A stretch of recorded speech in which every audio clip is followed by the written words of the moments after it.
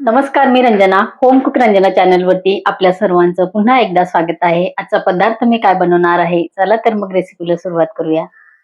नमस्कार मंडळी, मी Ranjana. Home cook Ranjana चॅनलवरती आपल्या सर्वांचं पुन्हा एकदा स्वागत आहे. तर गोडाची क्रेविंग आली तर बनवा असे झटपट लाडू. एवढे सोपे लाडू आहेत की अगदी तुम्हाला केव्हाही खावेसे वाटले तरी झटपट हे लाडू बनवता येतात. तर ते लाडू बनवण्यासाठी मी इथे घेतलेले आहेत शेंगदाणे. तर शेंगदाणे, गूळ आणि तीळ हे प्रमाण कसं घ्यायचे ते सांगते. ह्या 2 वाट्या अगदी सारख्या मापाच्या आहेत. तर ह्या मापाने मी एवढी ह्या वाटीच्या मेजरनी 2 भरून वाट्या शेंगदाणे घेतलेले आहेत. खमंग शेंगदाणे भाजलेले आहेत, साल काढलेली नाही. आणि हे तीळ सुद्धा भाजलेले आहेत. तर तीळ पूर्ण भरून वाटी घेतलेली नाही. वाटीला कमी आहेत तीळ, पण शेंगदाणे फुल वाटी भरून घेतलेले आहे. आणि एवढ्यासाठी बघा, हे एवढं जे साहित्य आहे आपल्या तीळ आणि शेंगदाणे या साहित्यासाठी फक्त गुळाचा वापर करणार आहे. एवढा गुळ मी घेणार आहे. नंतर आपल्याला इथे जायफळ सुद्धा वापरायचं आहे. तीळ आणि शेंगदाणे आपल्याला भाजून घ्यायचे आहे. गुळ मी साधारण फोडून घेतलेला आहे, भाजलेला आहे, थंड झालेला आहे. तर मिक्सरमध्ये इतकं छान बारीक करायचंय की तुम्हाला दाखवते मी. लाडू तोंडात टाकल्याबरोबर विरघळतो पेड्यासारखा लागतो, इतके छान हे लाडू होतात.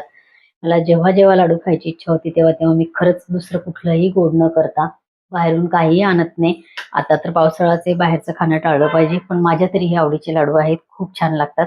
चला तर मग आता हे लाडू बनवायला आपण सुरुवात करूया. तर हे इतकं बारीक वाटायचं आहे की तुम्हाला वाटेल की हे जाडसर वगैरे ठेवायचं आहे. एवढं छान त्याला तेल सुटेपर्यंत आपल्याला हे मिक्सरमधून फिरून घ्यायचं.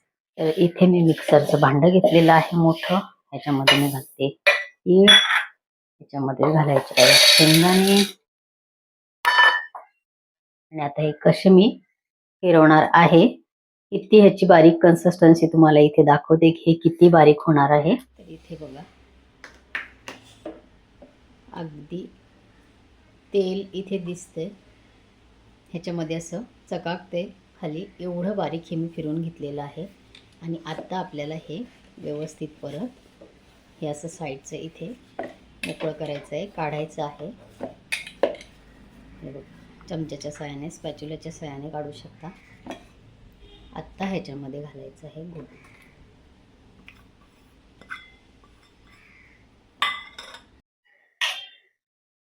गूळ घालून पण मी तेवढंच परत 2-3 वेळेला मिक्स करत करत मी इथे हे एवढं बारीक केलेलं आहे की इथे तुम्हाला मी दाखवते. खूप कमी गूळ आहे, तरी सुद्धा ह्या पद्धतीने जर तुम्ही मी सांगितलं त्या पद्धतीने पहिले एकदम बारीक शेंगदाणे आणि गूळ करायचा आहे. आणि त्यानंतर मात्र गूळ घालून पण आपल्याला तसंच फिरून घ्यायचं आहे. अगदी तेल रिलीज होईपर्यंत आपल्याला सुरुवातीला फिरवायचं आहे. या पद्धतीने जर तुम्ही केला तर हे लाडू इतके छान होतात, तोंडात टाकतात क्षणी विरघळतो.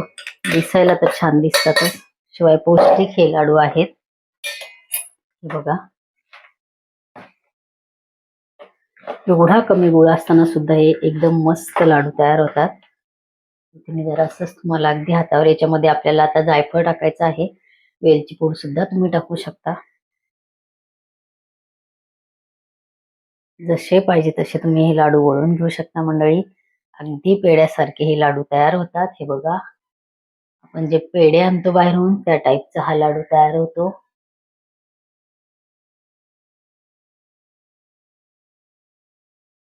याच्यामध्ये घालायचंय जायफळ. त्याला तर बारीक किसणीने मी जायफळ थोडंसंच घालायचंय.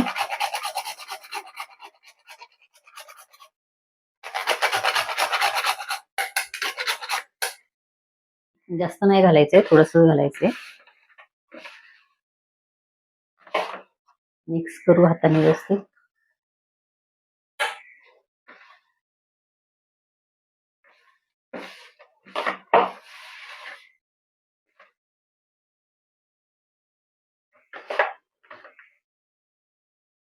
तुम्हाला हवे तसे छोट्या मोठ्या साईजचे आपल्याला हे लाडू वळून घ्यायचे. खूप कमी गुळ असताना सुद्धा हे लाडू तुम्ही बघू शकता.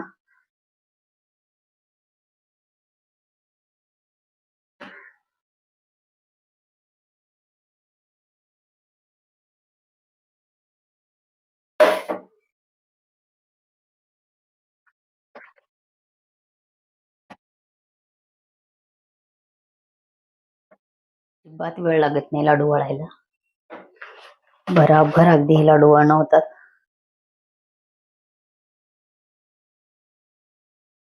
गुळाचे लाडू बनवताना मी बऱ्याच ठिकाणी बघितलेलं आहे की 1 किलो जर शेंगदाणे असतील ते 1 किलोला 1 किलो भरच गुळ घेतात मंडळी. तर ते प्रचंड गोड लाडू होतात. साखर असो की गुळ असो शरीरासाठी आपल्या उत्तम नाहीत. ते प्रमाणात गोड खाल्लेलं सगळ्यांसाठी चांगलं आहे. डायबिटीज असेल नसेल तरी सुद्धा, लहान असाल मोठे असाल तरी सुद्धा गुळ आणि साखरेचं प्रमाणात खाल्लं तर आपली क्रेविंगही जाते आणि पदार्थही आपल्याला चांगल्या पद्धतीने पौष्टिक बनवता येतो. तर हे बघा, मला 7 ते 8 मिनिटं लागलेले आहेत फक्त. छान मी हे लाडू इथे वळून घेतलेले आहेत. लाडू किती झालेले आहेत तेही इथे दाखवणार आहे.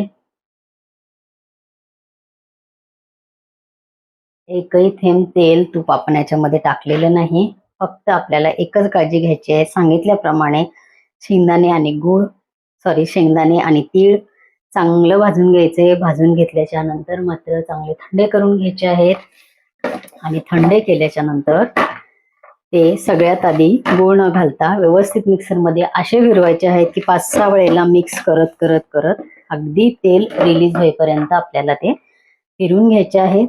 आणि नंतर आपल्याला गूळ घालायचा आहे त्याच्यामध्ये आणि फिरवायचं आहे. तेही मी इथे कसं दाखवलेलं आहे.